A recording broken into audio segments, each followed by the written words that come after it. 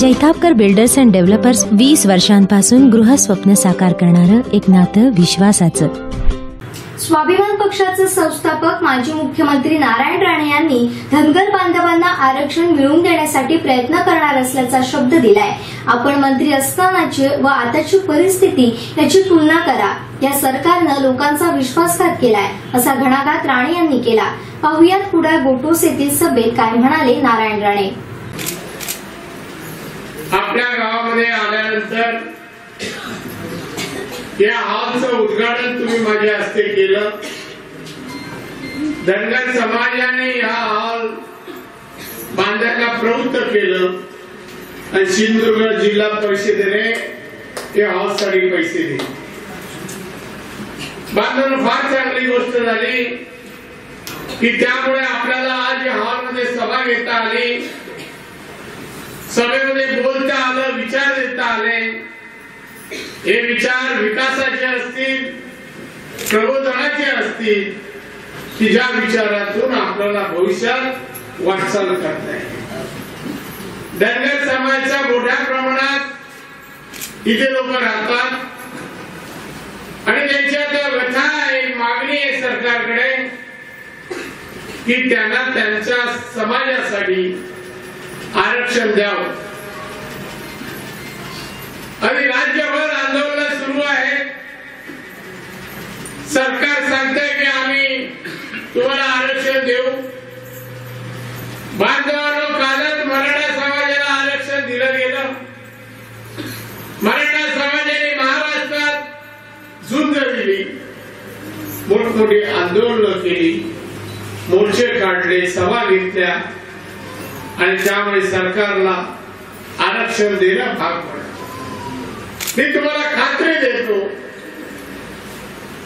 तुम्ही कोणी एका नेत्याच्या मागे जर उभे राहिला तर तुम्हालाही आरक्षण दिलं जाईल, ते मिळेल.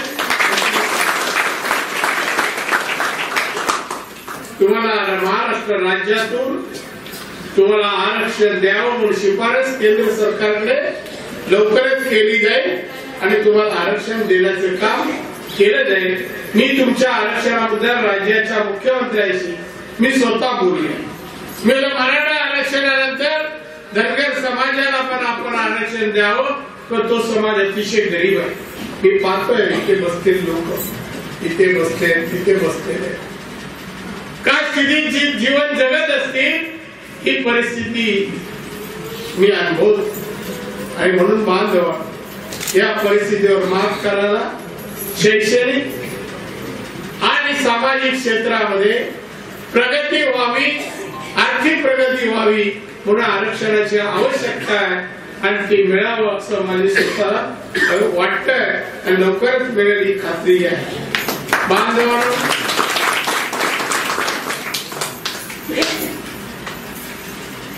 आज आम्ही विश्वास यात्रेच्या माध्यमातून तुमच्या गावात आलो.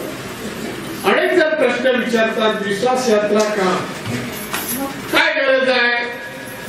ती यासाठी गरज आहे, 2014 साली मागची लोकसभा आणि विधानसभा झाली. त्यापूर्वी काँग्रेसचं राज्य होतं, मी मंत्री होतो त्या मंत्रिमंडळात. त्या निवडणुकीमध्ये प्रचार करण्यात आला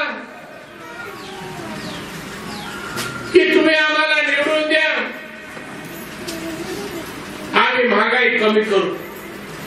तुम्ही आम्हाला निवडून द्या, मी अच्छे दिन, चांगले दिवस तुम्हाला आणू. निवडून दिल्या 5 कोटी मुला मुलींना देशात नोकऱ्या दिल्या. शेतकऱ्यांच्या अकाउंटवर 15 लाख रुपये टाकले जातील. असे भारावर आश्वासनं जनतेला तुम्हाला देण्यात आली. पण बांधव ती आज 4.5 वर्ष झाली, एक सिंगल एकही आश्वासन पूर्ती झाली नाही. आणि म्हणून सरकारला जाग आणणं आणि तुम्हालाही सांगणं, सरकारने विश्वासघात केलाय, त्या सरकारला तुम्हाला धडा शिकवावा लागेल. हे शिवसेनेचे लोक इथून जे निवडून गेले, तुमचे आमदार निवडून आले, त्यांनी महागाई कमी करण्यासाठी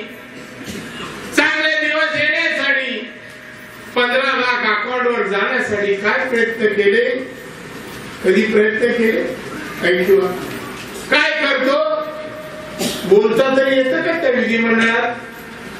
मी तुम्हाला आता शब्द दिला की तुमच्या आरक्षणासाठी मी प्रयत्न करेन आणि तो करीनच. माझ्या शब्दाला सरकार मुख्यमंत्र्याला सांगितल्यानंतर मुख्यमंत्री म्हणणार नाही जमणार नाही असं बोलणंच शक्य नाही. हो ठीक आहे राणे साहेब, आपण एकत्र येऊया आणि विचार करूया आणि आरक्षण कसं देता येईल ते पाहूया. एवढं ते नक्कीच एवढं नक्कीच जगभर कुठे फिरायला जाता येईल लोकांना, परदेशातला माल इथे आणता येईल, इथला माल बाहेर नेता येईल. पण बांधवांनो अद्याप 4-4.5 वर्षात विमानतळ बांधून झाला पण विमानाने उडान किंवा विमान लँड झालं नाही, उतरलं नाही. फक्त पाण्याची व्यवस्था करायची होती, बाकी सगळा विमानतळ तयार होता, पूर्ण होता. पण तेवढंही काम 4.5 वर्षात याला जमलं. 4.5 काय फायदा? आमदार निवडून दिला, काय उपयोग झाला? साधं रेशनिंगवर धान्य नाहीये, ना रॉकेट मिळत ना धान्य मिळत. एपीएल बीपीएल दोघांसाठी धान्य नाही. महागाई आकाशाला भेटली आहे. 14 सालचे धान्याचे भाव आणि आता धान्याचे भाव तुम्ही दुकानात जाऊन पहा, दुपटीपेक्षा जास्त आहे. सगळ्या वस्तू राहणीमानात लागणाऱ्या सगळ्या महाग झाल्या.